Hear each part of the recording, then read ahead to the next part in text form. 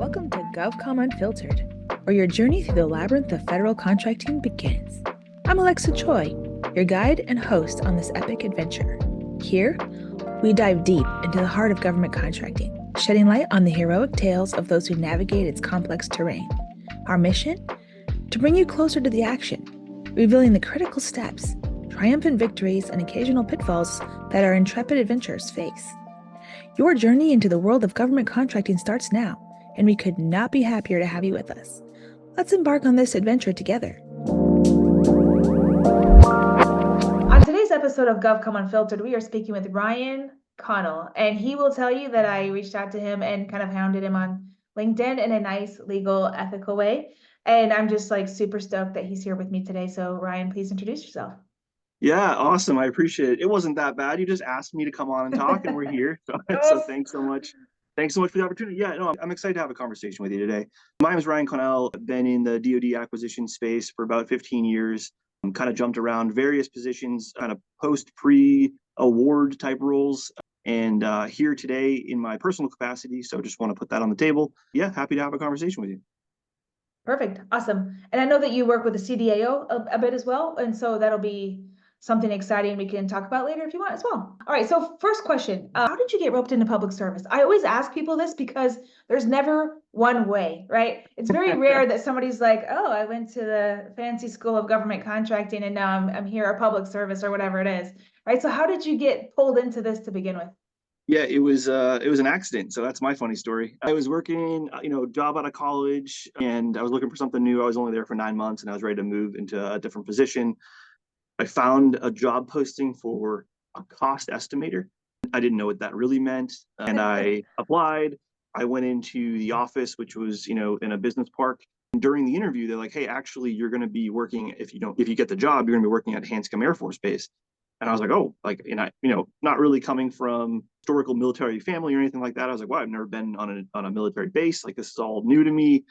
Ended up getting the position. It was with a company called MCR. I was there for a couple of years.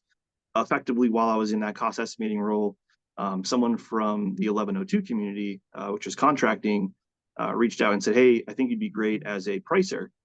And I said, "What's pricing?" And they said, "You're basically doing it. You're just doing it in a different way." And I said, "Okay, I'm interested." And they made me an offer based on that. So I was able to jump in and become a federal servant in 2010. Wow. So you actually started your career working as a civilian Air Force employee? Yeah, correct. Yep. That's a great way. I mean, I feel like the 1102 community is really the way a lot of folks kind of get in, and then they get the lay of the land and then they move around. That's awesome, though. Thanks for sharing that story. So, all right, this next question is a little more serious. So when you were 5, how far off are we from who you wanted to be when you grew up?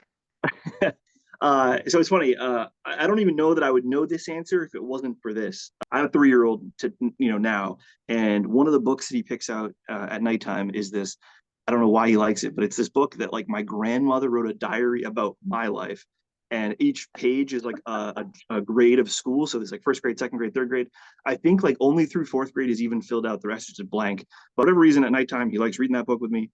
And one of the things of each of the grades is when I grow up, I want to be blank. So I looked through, or I know from looking through those, I've bounced around between grades 1 through 4 of wanting to be a fireman, which I feel like is a lot of kids. Construction, which makes sense because my dad owns a construction company. A medicine maker was the words that were listed in there. I don't know what that really meant, pharmacist or something. I'll offer one more as I got older. As recent as my junior, senior year of high school, I actually wanted to be a roofer. I was roofing, supporting my dad, and doing roofs. And when you're 17 years old, making a couple $1,000s in a weekend, it's the best thing in the world. And you're like, this is the dream. I'm in it. I don't want to go to college. And my parents convinced me to go to college, and I'm glad they did. So I'd say we're pretty far departed from the original dream when I was under 10. I love it. This is such a great answer to this question. I mean, and by the way, all of those sound pretty fun, to be honest with you. Even being a roofer, as I get older, I realize that the more physical labor that you do when you're used to working so much in your mind and in your brain, it's a really nice balance when you get to go do something outside. Yeah, exactly. Awesome. So do you live in Boston? I think I saw that on your profile. So you're not in the DC area? I'm not. No, yeah, I'm in Boston. It's been that's been interesting. Maybe most recently with CDAO because there's the Pentagon culture, not as I'll say accustomed to like a remote or geographically dispersed workforce. But I have this history. So before CDAO, I was with agency DCMA, and I feel like we were actually pretty forward leaning in this area, even pre-COVID.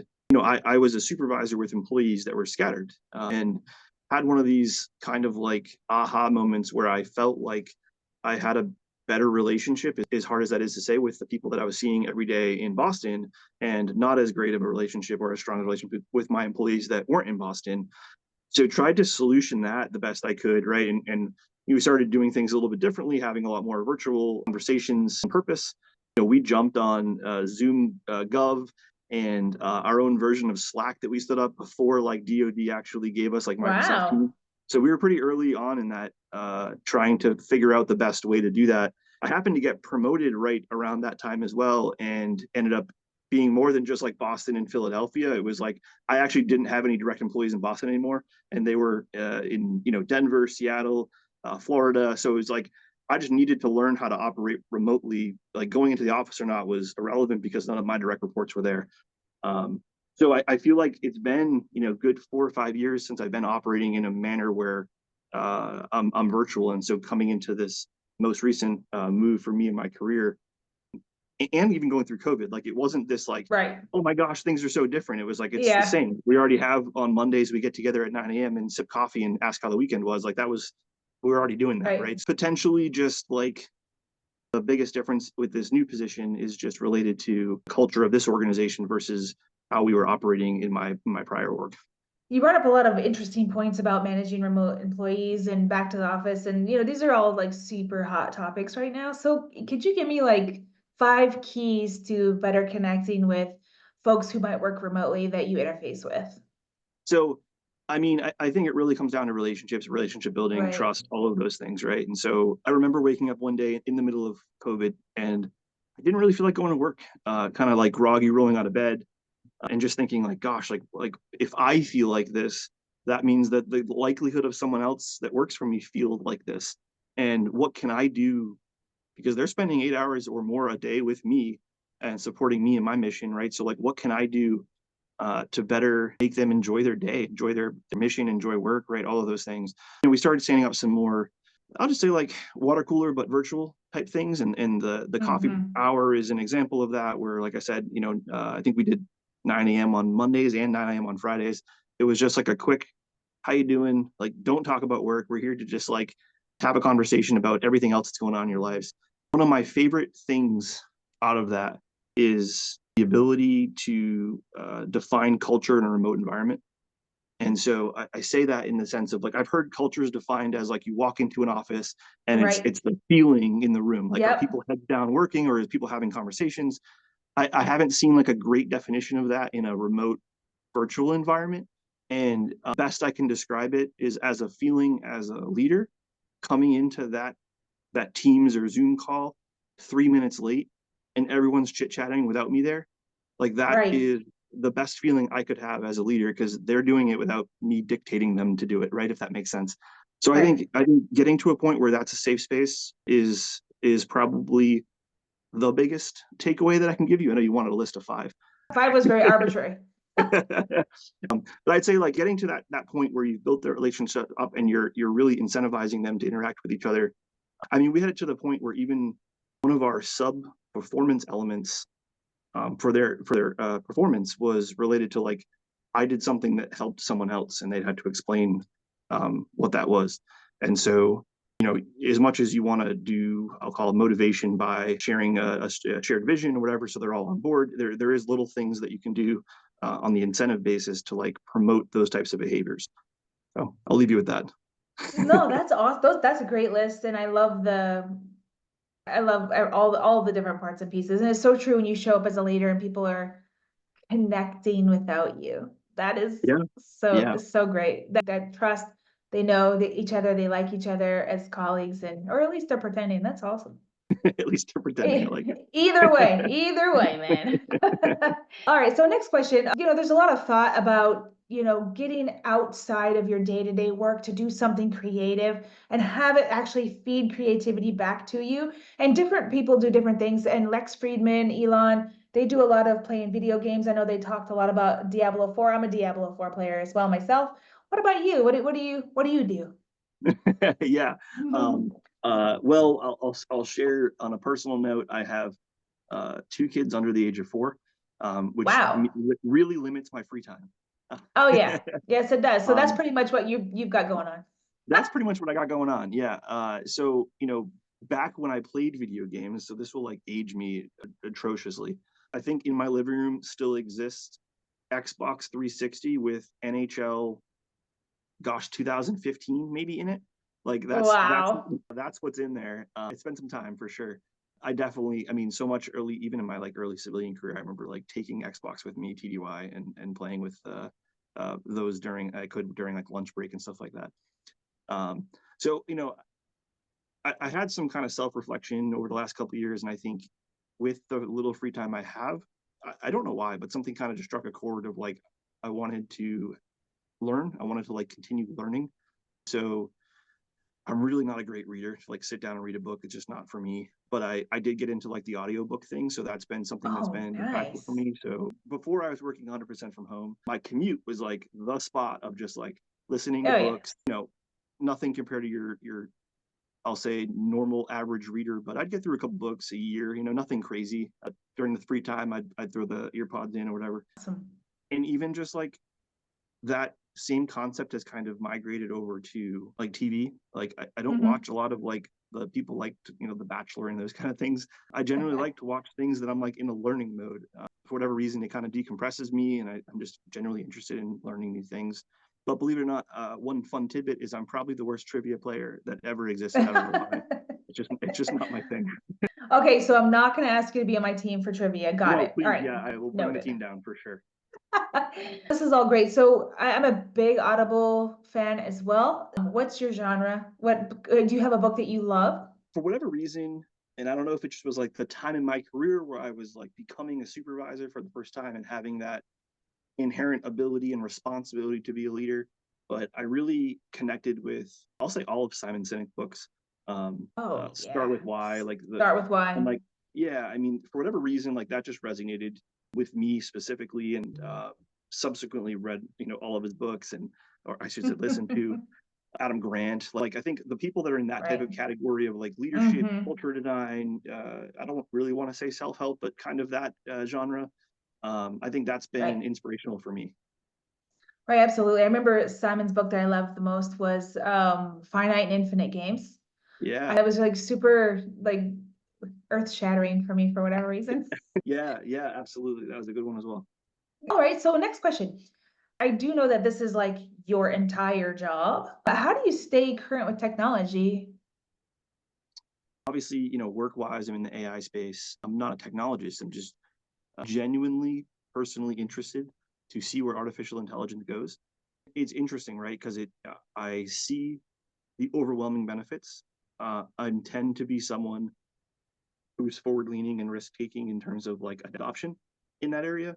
Obviously, that plays well into my work, but even in my personal capacity, I mean, I use ChatGPT as the easy example so regularly. It's one of like my top apps when I'm just like searching for something. Best example or most recent example, me and the wife have, or the whole family have like some photo shoot coming up this weekend with get the whole family photoed. My wife is Oh, like, that's I gonna be want to make sure we look awesome. good. Like, yeah, she's like, I want to make sure we look good. Like, we should eat healthy all week, super healthy. I don't want to have like bread, pasta, or rice, any of this stuff. And like, well, that's all we eat. So like, let's figure that out. So I just like I was like, ChatGPT, I need, lunch and dinner recipes for Monday through Friday this week that will, eliminate or reduce, bread, pasta, rice, all that stuff. Right. So it spit out an answer. It was a great answer, but I was looking at the list and being like, wow, I have to make a lunch and a dinner every day. So I'm like, I'm going to refine that and just say, hey, I'm okay having leftovers on Monday night's dinner for Tuesday lunch. So can you just redo it Oh based on yeah. that? So then it gave me a better answer. And then I said, can you just make me the grocery list? Gave me the grocery list, and I was off to the store. Such a So like game those, changer, man. I love yeah, that. I mean, and I'll tell you what, food was pretty good this week. I was just telling my wife that last night. I was like, as much as it was more work than normal to like do things that we haven't normally done, it was pretty good. Now you have to tell me like what your favorite meal was that you've had so far, because now I'm kind of Okay. curious. Yeah. I won't say like anything crazy. I mean, they're pretty basic, just, like garlic or grilled chicken with, zucchini Oh, and peppers and onions, like those kind of things over a bed of spinach or whatever. I will yeah. say, I didn't think I was going to like it at all. And it wasn't as bad as I thought it was going to be, which was cauliflower rice. Really? You didn't Yeah. I think you were gonna like it? was like, there's no way this is going to be good. Well, I'm just surprised that you somehow made it, super senior job at the government and also probably in your 30s somewhere without having had it already. Like this is your first encounter with it? I am you don't know this, but I'm a foodie outside of work completely. Yeah, no, I like all of the things that you're not supposed to eat. Oh wow, this is, I mean, at the end of the day, yeah, cauliflower in general can be super polarizing. So I get that. Awesome, cool. So basically, when it comes to kind of like staying current, like you really care, first of all, you're interested personally. And then three, you're not afraid to try new things and to really like put it to personal use, right? Yeah, I mean, I'll say a little bit closer to the work realm. I made a video, very amateur, because I don't know what I'm doing, but I just recorded myself, and it wasn't real. It was real Chat GPT. But I said, hey, we're going to make a commercial, right? Is what I said, and effectively wanted to kind of show at least where Ryan's head is in terms of like what technology could be with what I think is technology we have today. We just really haven't like figured out how it all connects. And I can share that video, but basically the premise was like I show up to work and I'm just audibly can say like, hey, what's my day look like? Almost like what you see with like Oh, Jarvis in Iron Man, oh, right? no, no, I saw this. I saw this video. This was actually pretty awesome because you were like, you told the email to read your emails to you, like to tell you what your schedule looked like. And you had like a conflicting meeting. That was actually super brilliant. I saw it on LinkedIn, dude. That was inspiring. Yeah, I mean, because you get to a point where if I actually had something read the realistically what 17,000 emails that I've ever sent, you could build Right. a pretty good persona of how I would respond to something, right? And so you have that data set, and now you can predict what I might say about something. Of course, there's risks. Of course, you should have human in the loop. But I don't think we're as far away from that as possible. And I've seen people operate that way. There's a Gmail ChatGPT plugin. I don't use Gmail at work, and obviously would have to deal with security stuff anyway. But it appears from what I've seen a video of, but you can do that with Gmail. Like you can effectively say, hey, read all my emails, and the way that they set it up is they didn't send them, but draft all of the replies for me, and then put them in the Wow. draft folder, and I'll go review the right. So he's spending in the video, he's like, I'm spending 20 minutes at the end of the day just making sure that what I'm about to hit send on is okay, and I don't have Wow. to actually like read and respond to everything. So that was impactful. That was the inspiration behind the video I made. But it's kind of crazy to think how close we are or could be to that. Yeah, wow, it's like a whole new world, right? It's just so crazy. Things are moving forward so fast. Federal proposals, your voice, less time, exceptional results. Voltron gives you the power of custom language models to reduce proposal development costs by 54% and start to finish submission time by 63%. Voltron is the only AI platform that synthesizes the valuable business development and capture information you obtain to write high-quality compliant proposal content specific to your company in each solicitation. Stop throwing it over the fence. Schedule a demo today at vultron.ai. All right, so what do you love about your government work? And then also back that up with what you're not as enamored with. So I think, I'll say mission, like connectiveness or mission impact, like coming out of college, having that quick 9 month stint and then getting into kind of GovCon life. I remember like early first couple weeks, I'm in a cost estimating function. I got a bunch of Excel spreadsheets, and I'm seeing numbers like 50, 700, 1,300, right? And I wish that I could have taken a picture of the look on my face when I realized that those were dollars million, right? And just like realizing that like here I am, less than a year out of college, at the time making like $45,000 a year, like managing like $1.3 billion. And you're just like how is this like I couldn't wrap my mind around the level of responsibility that they gave me so Right. early on, which that's a whole like great leadership thing there to unpack Mm-hmm. later. But I think that was a pivotal moment for me in terms of realizing the level of responsibility you can be even as junior as kind of your first 2 years in or whatever.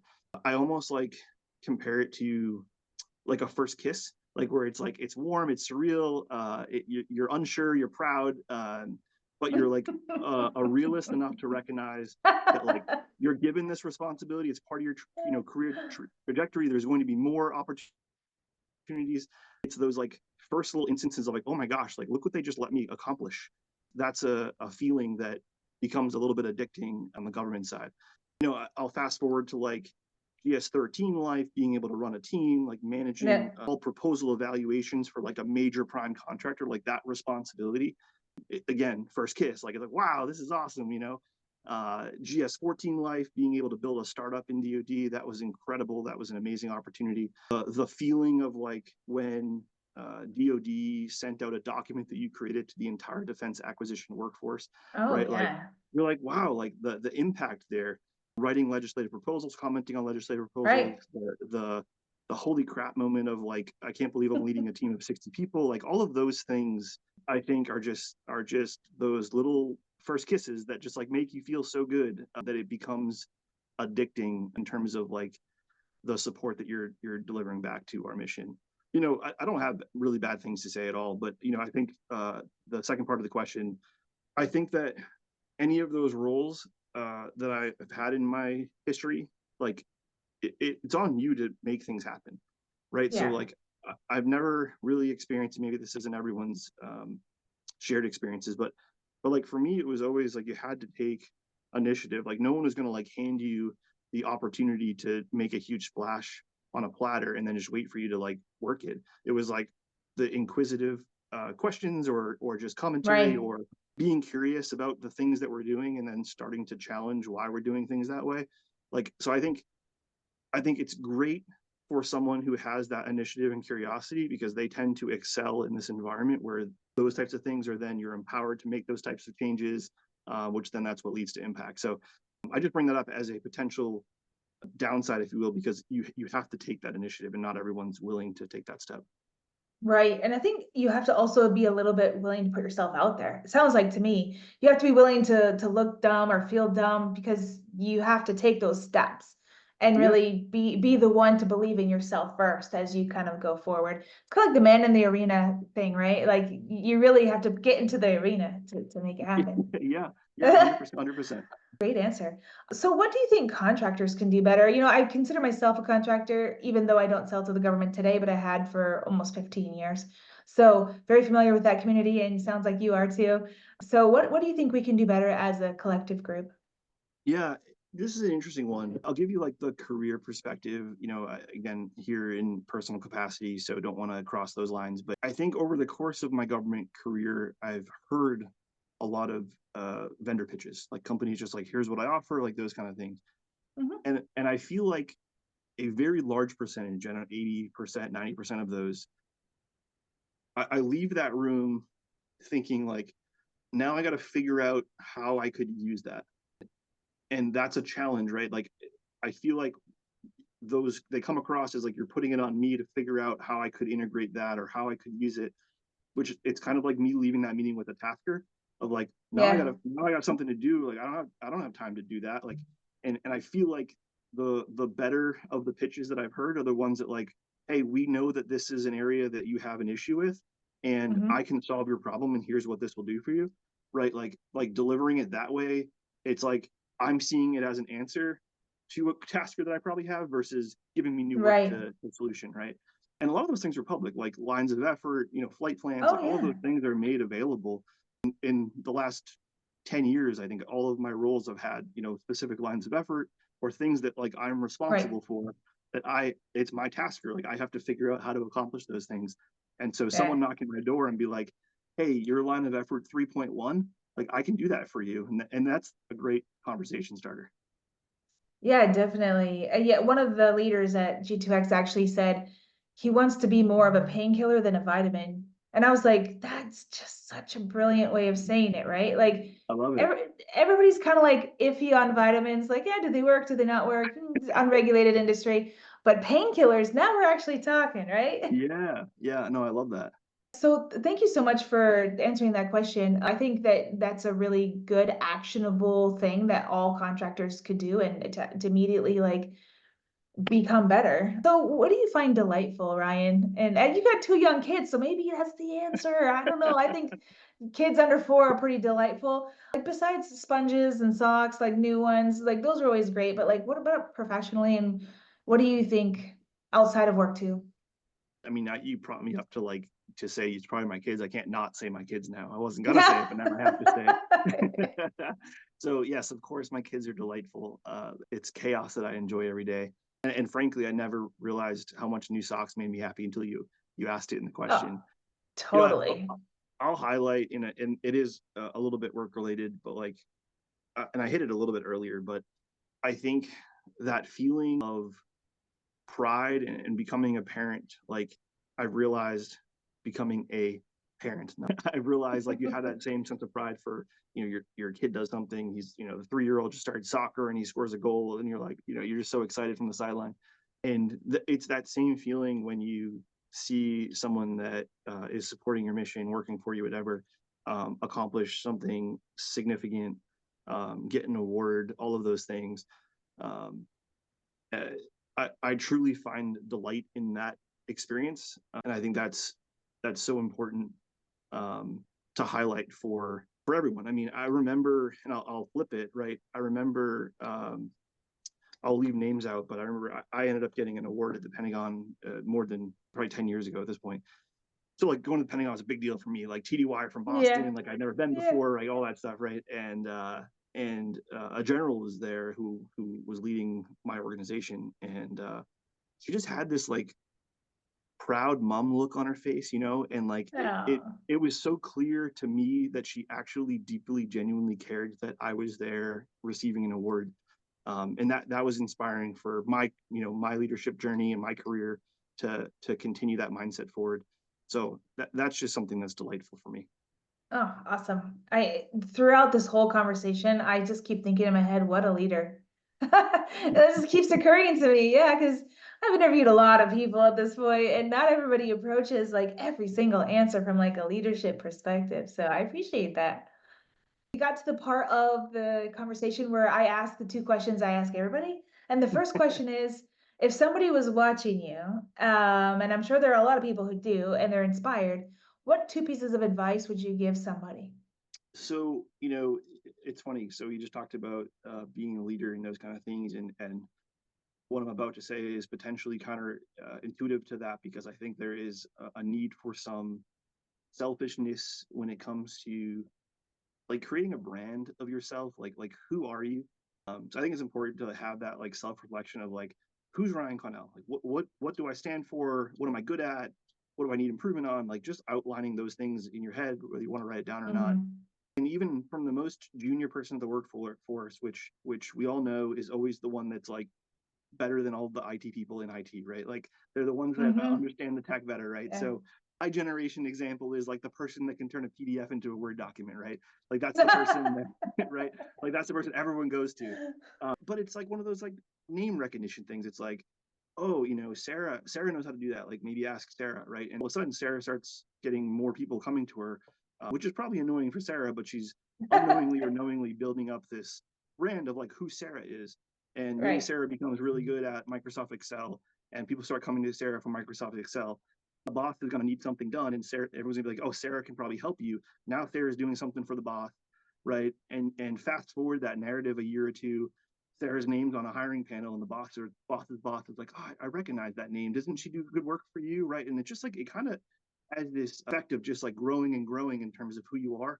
So I think there's a narrative in creating like a little bit of a self brand, because I mean it's frankly like it's worked for me in my career. I don't know that it's a copy paste for everyone, but that's probably one thing.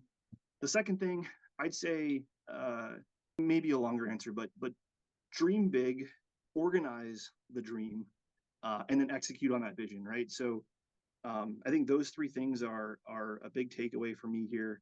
So in terms of just like allowing yourself to find a career that has overlap with your personal objectives, personal goals, whatever, right? It's no longer that you necessarily have, like, I think when people say work-life balance, it means that it can only be one of those things. I Right. love my job, right? So it's not like I'm having to sacrifice what I want personally to go to work. There's not really that relationship. So finding a job that has some alignment. Of course, there's like things that like no one loves submitting a request to work overtime, or like all of the administrative stuff is annoying, right? Like all of that stuff. But if there's some overlap, not 100%, you're gonna find more joy out of your life because of what you're doing at work. And I think that's something that we can all aspire to have. I think like organizing that dream and the things that you can accomplish, and just becoming prepared and ready for any of those things that may pop up. So you might have a good idea or something that like hasn't happened, like a good capability, a good solution, a good idea, a good approach to something, and you obviously just can't do everything day one on your job. You can't do everything year one on your job. But like if you start, and I'm not a well organized person, but it's one area that I do organize is like the ideas. So I think like having like that pinboard of ideas, as they start marinating, they start like half baking. Someone says something in a meeting and you're like, oh yeah, I thought of that like last year. I wrote my notes down over here, and you can kind of go back and look, and then you can add kind of to it. And eventually things just start connecting. That's where like magic can kind of happen. It's like, oh my gosh, like this person's working on that. This person's working on that. Like if you guys collaborated, there could really be some impact here. So I feel like that's been approach that's worked for me. And then that's where the execute part comes in, is once you start connecting those dots and the timing is right of the stuff that you've had pre-baked, you can execute pretty quickly. I love it. I think when it comes to the personal branding side, people get really shy about it because they're like, oh, I'm not trying to put myself out there. But then it goes back to what you had said earlier, where you have to be the one to take the initiative and the dream in yourself first. So, kind of like you start thinking about that as a personal brand. And I think that's such a great piece of advice, especially for younger folks. The folks that don't have LinkedIn, or they haven't even figured out how to answer the question, like, tell me about you yourself in an interview, right? So, right. Yeah. And then organizing the ideas and kind of keeping them near is such a great idea too. I love that. Thank you for that. So the next question is, what do you think your specific superpower is, and how did you find it? It's so funny. So I hated this question, right? Because I was like, I don't know, like I spent more time prepping for this question than any of the other questions we've talked about. It's so funny. I have a lot of guys tell me that women love this question. Their answer is like, here, here, and here. I got you. This is how I found it. This is what it is. What do you think it is? Like, we have all these talks, but when it comes to guys answering this question, they're always like, wow, that's so interesting that there's a gender disparity. Yeah, that's like worth unpacking at some point. Absolutely. I'll share this, right? So when I left my last position, you had the whole like going away thing, and people say all these nice things. And someone who worked for me came out to me and said something along the lines of like, hey, Ryan, I have a good ability to normally like spot the weirdness in people. This person's a little bit strange there. This person's emotionally unstable, like all that stuff. And he's like, I haven't figured out your weird thing, which was his version of a compliment. It's like stuck with me since then. I think maybe if there's something here, it's like, I think I'm good at seeing both sides of like almost any argument. So maybe just say like incredibly balanced. Ability to read the room, like, now's not the time to ask that question because blah, blah, blah, blah, like those kind of things. I don't know what that soft skill is called, but I'll just call it balanced. Yeah. I think that's something for whatever reason that has led to some of my success in my career. I think being able to read the room is the most underrated freaking superpower of all time. Because you get those people. It sounded like that guy might have been one of them. Did you think about that before you said it? Yeah, no, it was meant well. It was just one of those like funny things. Yeah, so I don't know. I'll call it read the room, balance, whatever you want to call it. But yeah, that's probably it for me. Awesome. Perfect. And Ryan, it's been such a pleasure. Catch us next time on GovCom Unfiltered. But for today, Ryan, I just really appreciated our conversation. Thank you for sharing with us. Yeah, thanks so much for being on. It was a blast. Yeah. As we draw the curtain on today's chapter of GovCom Unfiltered, I want to thank you for joining us on this remarkable journey through the intricate world of federal contracting. I'm Alexa Choi, and it's been an honor to navigate these stories of courage, innovation, and resilience with you. Until we meet again, keep pushing boundaries, exploring new horizons, and making your mark in the government contracting universe. Farewell for now, but not forever. Stay tuned for more adventures that await in the next episode of GovCom Unfiltered. Safe travels on your path to greatness, and remember, we are all on this journey together.